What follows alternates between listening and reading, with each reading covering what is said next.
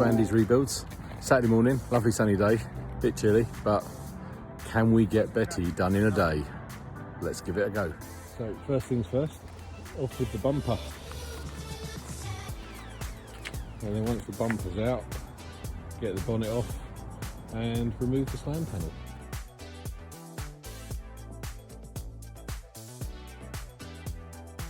So really easy, 4 simple nuts and the bonnet just lifts off.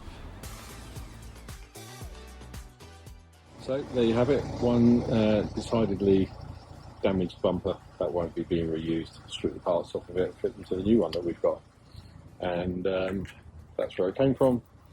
Came off pretty easy, just screws and bolts, and now the crash bars are all released. Slam panels ready to slide out.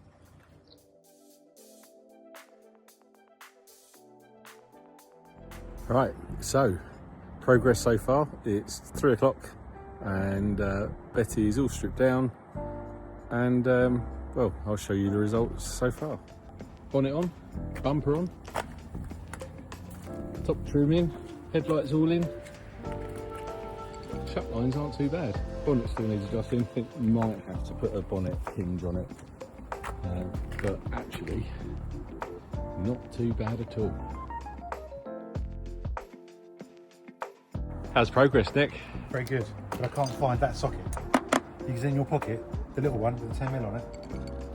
Well, good evening, afternoon. It is 4:30 and well, the front end is all back on Betty and looks quite good. Good colour match. Think I'm probably going to have to buy some new bonnet hinges for her, but other than that, the panel gaps are looking pretty good. Need to get a new replacement grille for the lower front and the middle, but other than that, she's ready to go. DRL's in, headlamps in, fog lamps in, number plate on, top badges on. All good. Really pleased with that.